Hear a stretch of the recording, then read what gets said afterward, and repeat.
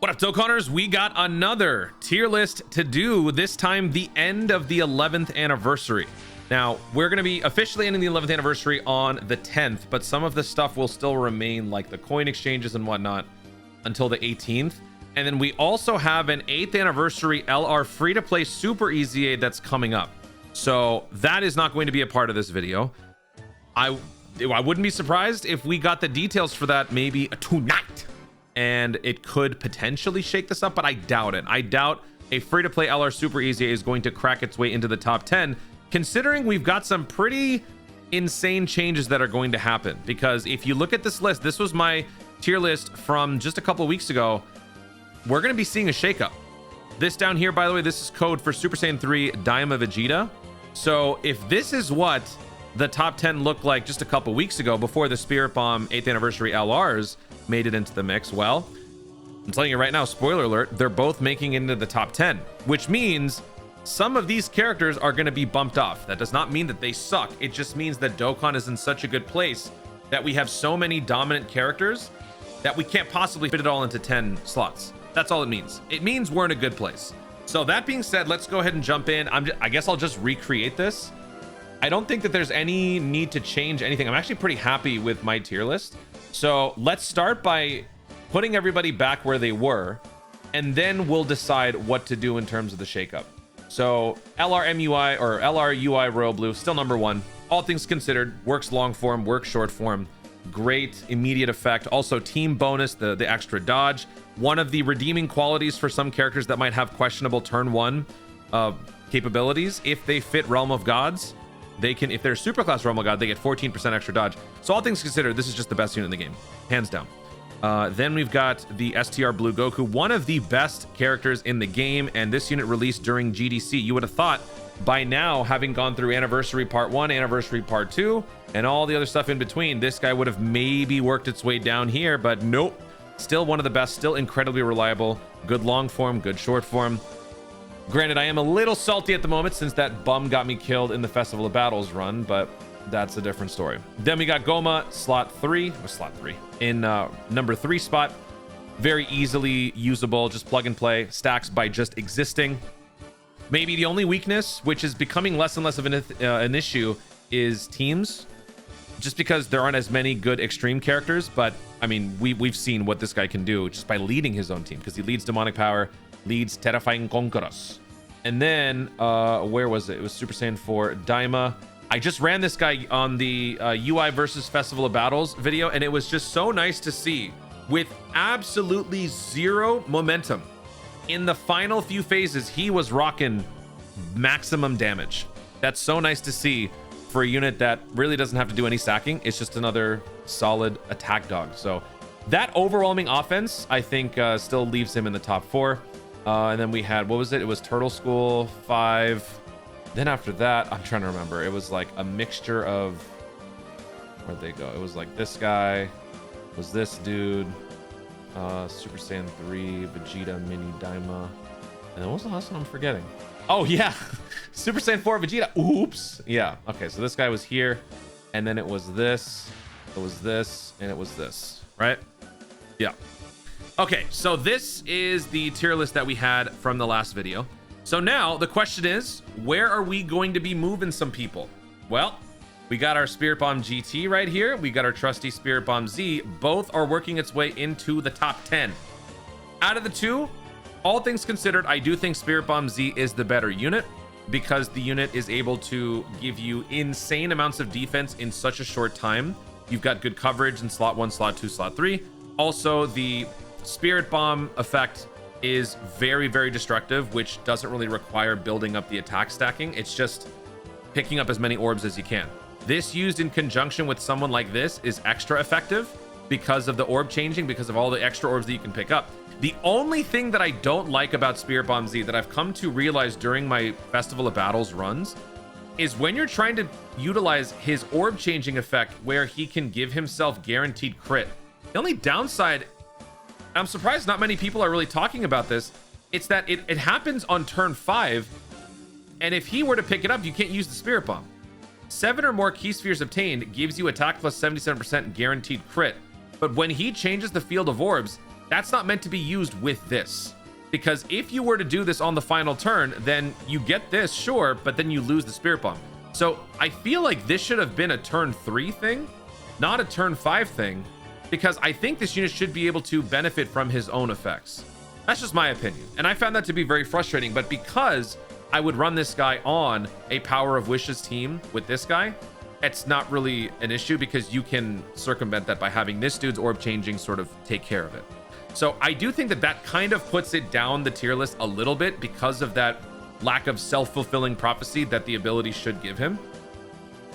Long form, short form, both are effective. In terms of short form, relative to him, I would say that at least these guys would do better because they can hit the ground running harder. This guy can eventually get guaranteed crit and can do a lot of things, but I think the best place to put him would be in between Daima Super Saiyan 4 and Turtle School. Turtle School, or the Kai Fighters and the Spirit Bomb Z, both have that rear guard effect where in the slot 3 they're basically untouchable. This guy does have the KO guard. This guy doesn't need the KO guard because this guy is just so insanely tanky just after a couple of supers that you're not even going to have an issue.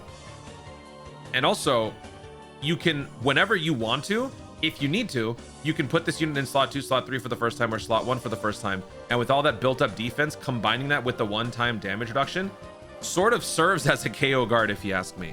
So I'm going to put this on the same level, slightly better than the Kai Fighters Goku. So that means we got to bump this guy down. And now look at where things have shifted. It hurts so much to have to bump this guy off the top 10. But again, it's only because Dokkan is in a very good place.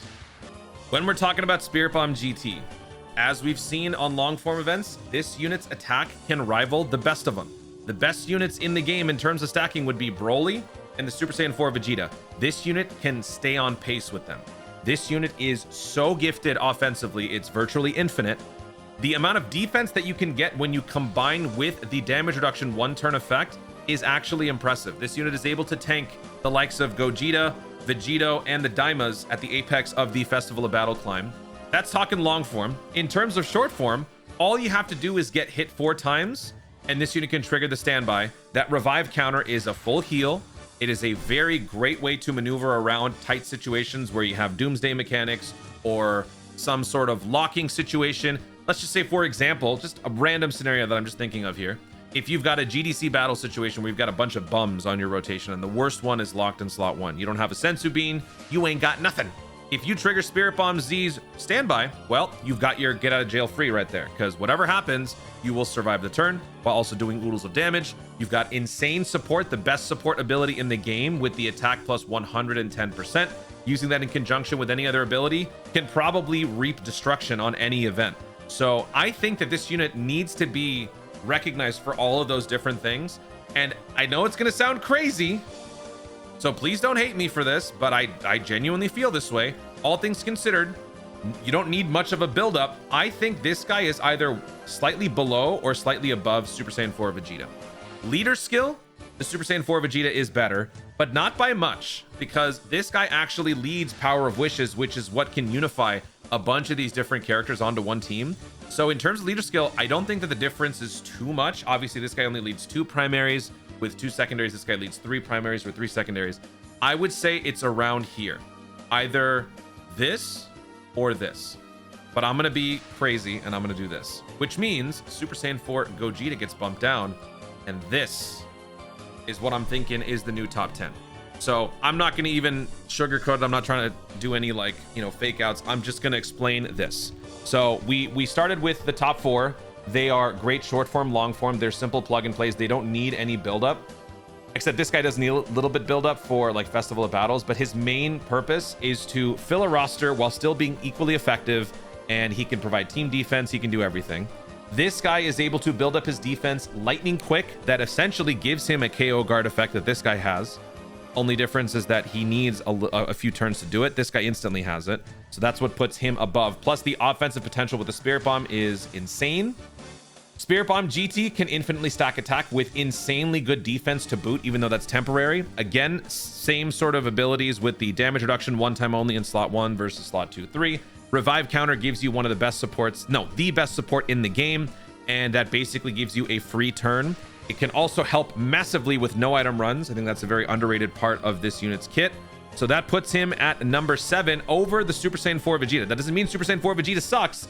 It just means that you need a little bit more buildup for this guy to truly shine in terms of that damage, in terms of whatever you're trying to do, but not by much. They're basically on the same level. Like, you could honestly argue this, and I'm sure I'm gonna get some heat for that, but I'm gonna leave it. I'm gonna leave it like this. I just think that because this guy doesn't need anything more than to just stay in his element and do what he needs to as a slot 2, if he needs to switch into slot 1, he can. That's what makes him a more focused and better unit to me. So that's why I put this guy below him. And then I got one of the best extreme units in the game, still dominating the extreme side, can still get you through a bunch of different challenges in terms of accessibility, in terms of missions, in terms of team building. This guy is often sought after as one of your bailouts for maybe certain events where you can't maybe get through because you're not doing enough damage. This guy and his domain can help facilitate that. And then I put this guy at number 10 because he's still, I mean, I don't even have to say anything. Like, this guy's just still that good. It means that Super Saiyan 4 Vegeta has been bumped off. It means Super Saiyan 3 Vegeta has been bumped off. And I know that that sounds crazy. And that's just the state of the game that we're in right now. We are in such a good place that you have to really have to look further than like 15 to find a unit that is clearly inferior to everybody else. This is a very good point in Dokkan's lifespan. We've got so many dominant units, long form, short form. You don't have to run this unit to clear Festival of Battles. You don't have to run Broly to clear Festival of Battles. Spirit Bomb GT and his overwhelming offense can absolutely make up for this guy not being there. If you're looking for defense just to survive anything, these two will basically do that for you. These guys don't need any buildup. They can just do whatever you need to at any point. This guy can give insane supports on multiple turns for people. This guy has an invincibility, you know, giant form, plus he can just stack by being there. He is still incredibly dominant by giving multiple turns of defense. I mean, I could keep saying stuff over and over and over. Dokkan is in a good place. So just because I think that Gogeta and Super Saiyan 3 Vegeta are not in the top 10 doesn't mean that they suck. That's just my opinion. But this is really, really something else. And I'm wondering, when we get to the GDC, how much of a shift will there be in the meantime? Just because we've had a couple of characters like this guy and Goma sort of force their way into the top 10, I'm wondering, leading up to GDC, how many more opportunities will we have for characters like that to surprise us? Let me actually see, because right now we're about to start, we're getting close to Saiyan Day, right? So this one, there won't be an LR.